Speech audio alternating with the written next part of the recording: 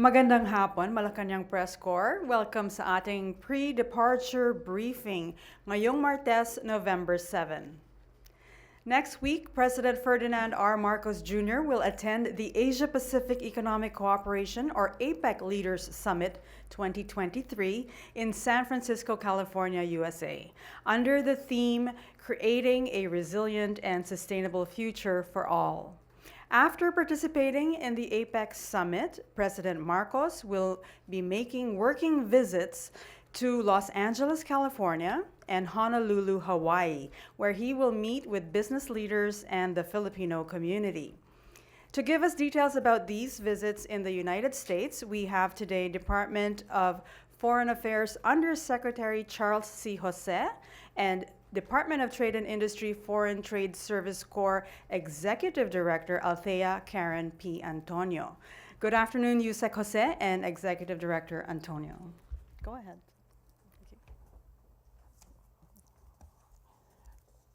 Good afternoon to everyone. The President is attending this year's 30th APEC Economic Leaders Meeting, which will be held on November 15, 16, and 17 in San Francisco, California, USA. The APEC Leaders Meeting is the culmination of the year-long chairmanship and hosting by the United States of APEC in 2023. As we all know, the Philippines is a founding member of APEC in 1989. APEC is important to the Philippines because it is the primary forum for our engagement with the other economies in the Asia-Pacific region. 11 of our top 15 trading partners are APEC members. APEC economies account for 85% of our total exports and imports and about 56% of the foreign direct investments that enter the Philippines. This year's APEC theme is creating a resilient and sustainable future for all. Throughout the year, APEC's work focused on building sustainability, inclusivity, and resilience toward a peaceful and prosperous APEC region. There have been several successful outcomes from APEC's work in 2023, including the adoption of agreements that would advance food security, energy security, human resource development, digitalization, and supply chain resilience. This year's APEC theme aligns with the economic agenda of the administration of President Marcos Jr., the Philippine Development Plan, and the administration's 8-point socio-economic agenda envisage an economic transformation for a prosperous, inclusive, and resilient Philippines by prioritizing the creation of more quality and green jobs.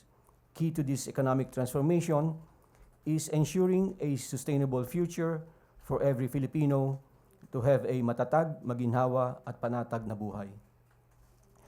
This reflects the importance of cooperation and of our involvement in the APEC agenda to pursue our economic interests. This is the second time that President Marcos Jr. is participating in the APEC Economic Leaders Meeting. For this year, the President is keen to push for financing a just, sustainable, and affordable energy transition through partnerships with the business sector.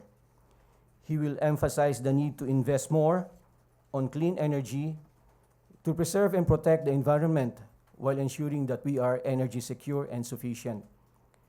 With our experience from the COVID-19 pandemic, the President wishes to push for deeper cooperation in health and modernizing health systems and to ensure that our health professionals are recognized and provided with welfare they deserve. The President will also touch on digitalization and innovation, given that digital transformation is already upon us, and how we can best prepare our workforce and the larger human resource. Like in the previous year, the President will push for the digital participation of our MSMEs. The President will continue to push for cooperation in food security, particularly focusing on research and development, innovation, and equity and inclusivity, so as to benefit our small farmers, and in climate action, given the urgent need to be resilient to climate change. On other related activities, the President may have bilateral meetings with other leaders, but as the schedules and logistical considerations keep evolving, we are not able to confirm any at this point.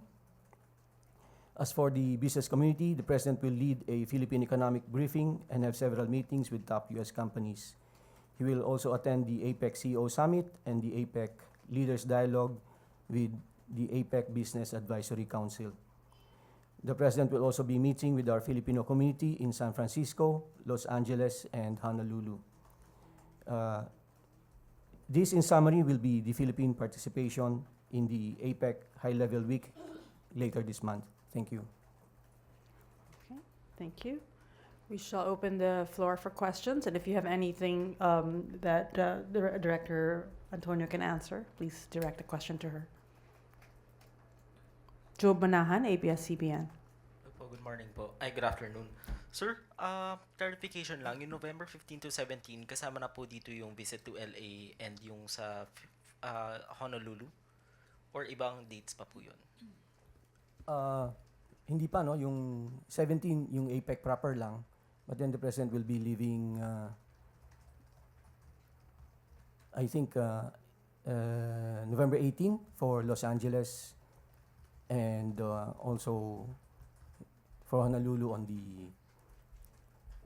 no, I think on the 17th he'll be leaving San Francisco for Los Angeles, and then he'll be meeting the Filipino community on the 18th, and then he will leave Los Angeles for Honolulu on the 18th, and he will be meeting the Filipino community on the evening of the 18th. Ano pa po yung ano pa po yung mga itinerary dun sa Honolulu, Hawaii?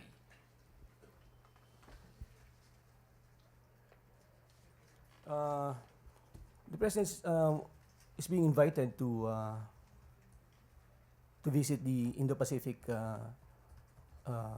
Pacific Command, and he will also have a roundtable discussion with the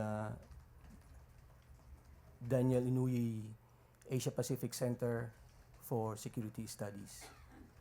Sir, last na po, sino pong kasama ni President Marcos dun sa Indo-Pacific Command? His official delegation will form part of the President's delegation when he visits Honolulu. How about the U.S. counterpart, sir? Oh, Is there information on that sa U.S. counterpart po ng Indo-Pacific Command? right now I don't have the information as to who will be on the other side. Alexis Romero, Philippine Star. Yusek, you mentioned he was invited to the Indo-Pacific Command. Has he accepted the invitation? Yes, no. It's already in the, I think, President's schedule for the visit, but I don't have the complete details with me right now. But I know it's already a part of the President's program. What will be the agenda for that visit? Will that include the situation in the Indo-Pacific, including the South China Sea? Well, like I said, I don't have all the details, but I would imagine that would be part of the visit. There will be a security briefing.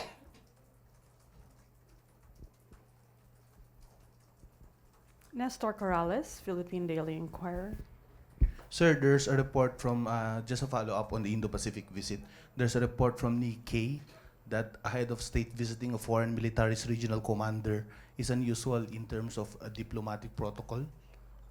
What can you say about this, and what's the importance of the President's visit to this U.S. command in Hawaii? Well, I would imagine because the President will be in Honolulu to meet with the Filipino community. So I would imagine this was an opportunity for the Pacific Command to invite the Philippine President.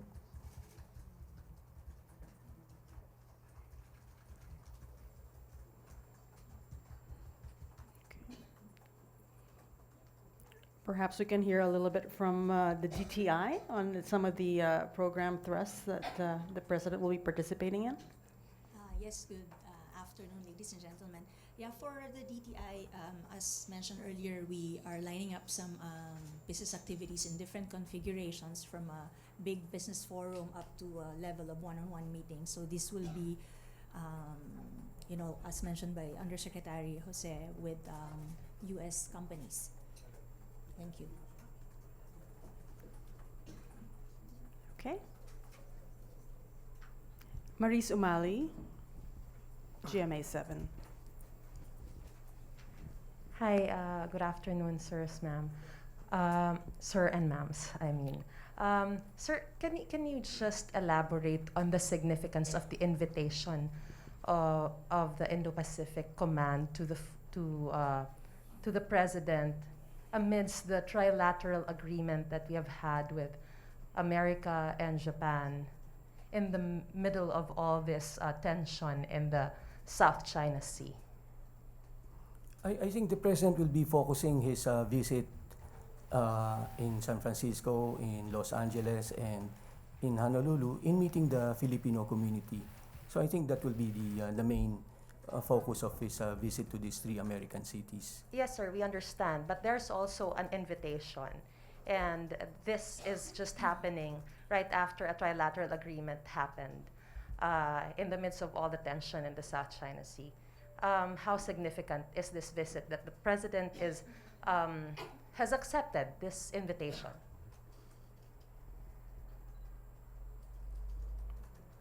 Yusek, Charles, Jose.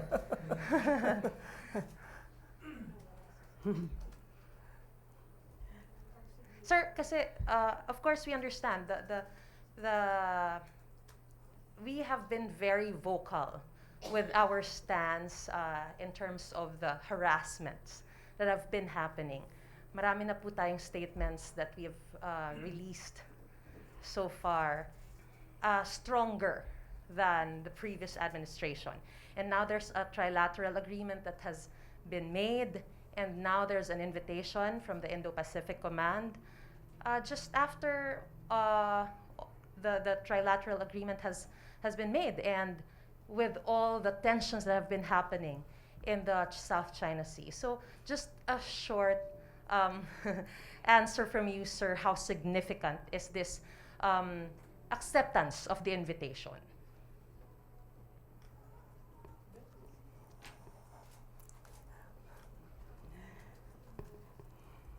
Well, of course, it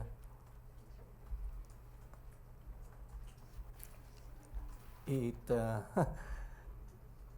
adds a layer to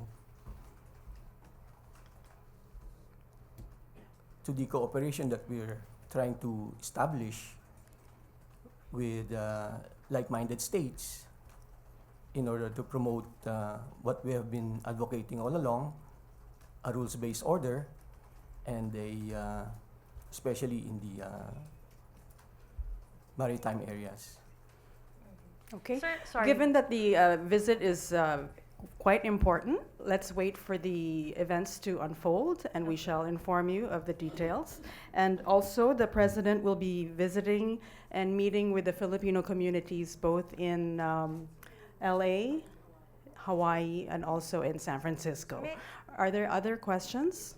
May I just add, I think this ends our briefing. Yeah, thank you very much, Yusek. And any other statements that you'd like to make? Or? Okay. Thank you very much, Malacañang Press Corps. Magandang hapon po.